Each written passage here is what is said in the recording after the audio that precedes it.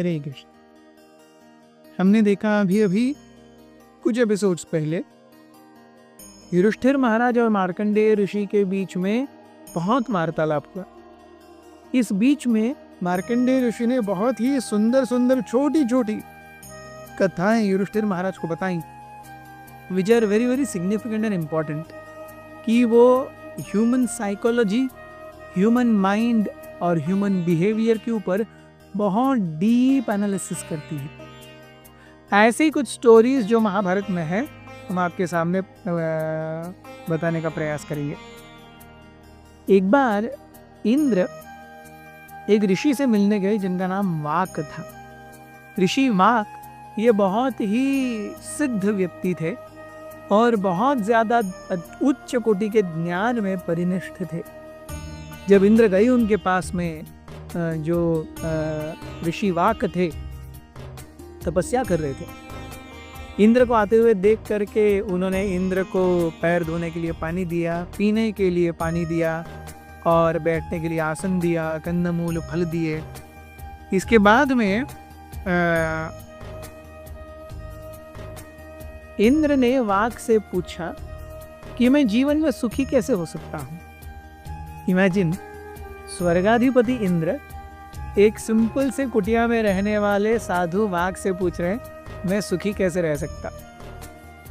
और वाक में कई सारी चीजें बताई। उनमें से एक थी कि हे राजन, अगर अपने जीवन में व्यक्ति कुटिल और कारस्थानी व्यक्तियों के संग को दूर रखता है तो वह अनायास ही सुखी रहेगा।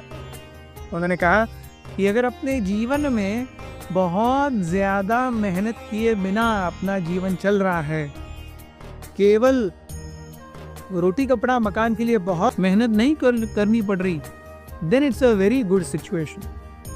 वहाँ कहते हैं कि अगर व्यक्ति अपना खाना स्वयं बना सकता है, अपने लिए जितना चाहिए उतना धन बिना किसी फाउल मीन्स के, गलत रास्तों के अर्जित कर सकता है, तो वो निश्चित रूप से सीधा साधा जीवन जी करके अपने ज़िंदगी में बहुत शांत रहेगा और उसके अगले जीवन में उसके ऊपर की ऊर्ध्व गति का रास्ता खुल जाएगा। इंद्र ने ऋषि वाक को प्रणाम किया और वे वहां से निकल गए। Indra was very happy hearing the learned words of Rishi Vak. एक बार कुरुवंश में एक राजा होकर के गए सुहोत्र। जब वे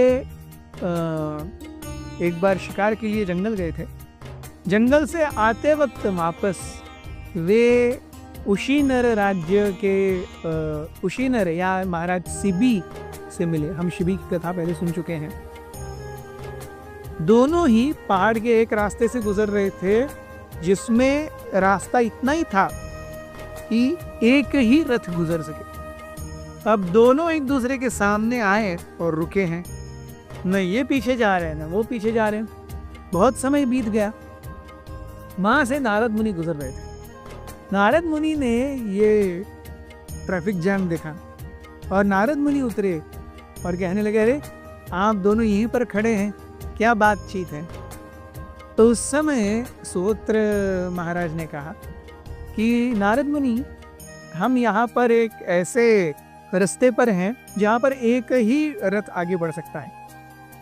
यूजुअली शास्त्र कहते हैं कि अगर हमसे कोई बड़ा है तो पीछे हट करके उसे रास्ता दे देना चाहिए, लेकिन हम एक दूसरे को इक्वल देख रहे हैं तो इसलिए ना वो पीछे हटने के लिए तैयार है ना मैं पीछे हटने के लिए तैयार हूँ। जब इस तरीके से नारद मुनि को बताया सुहोत्र महाराज ने, नारद मुनि मुस्काए।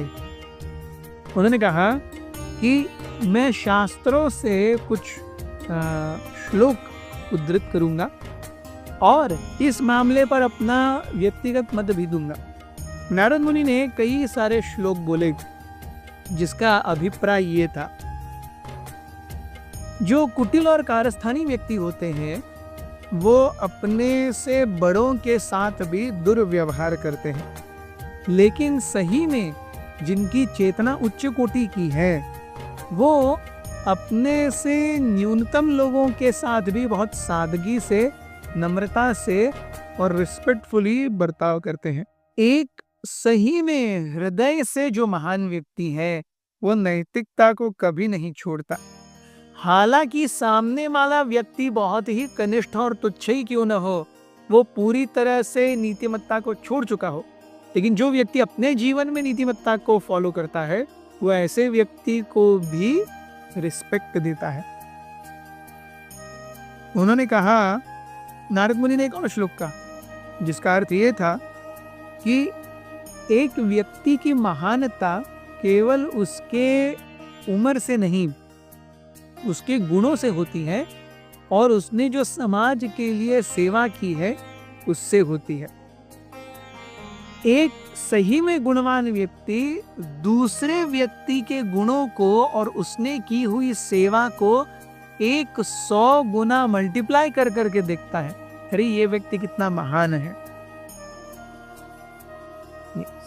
और वो कहने लगे नारद मुनि, और एक श्लोक कहते हैं, वे कहते हैं एक बहुत ही क्या कहते हैं, स्वार्थी व्यक्ति को दान से ही जीता जा सकता है।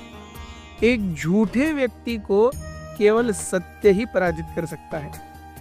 एक पापी व्यक्ति को केवल क्षमाशीलता ही उसके पाप से उभार सकती है। और एक व्यक्ति जो प्रामाणिक नहीं है उसका हृदय दूसरे के अंदर की प्रामाणिकता देख करके ही पसीजता है। इसीलिए नारद मुनि कहने लगे, हे सुहोत्र, जानना चाहिए आपको कि शिवी महाराज गुणों में और महानता में आपसे बहुत बड़े हैं। ये मेरा लास्ट ओपिनियन है। ऐसा कह करके नारद मुनि चले गए। सुहोत्र महाराज अपने रथ से उतरे, उन्होंने जाकर के शिवी महाराज के सामने वंदन किया, अपना रथ पीछे लिया और शिवी महाराज चले गए। इसके बाद में और सुंदर कई कथाएं आती हैं, वो हम देखेंगे अगले एपिसोड से। बने रहिए हमारे साथ। हरे अथ श्री महाभारत कथा।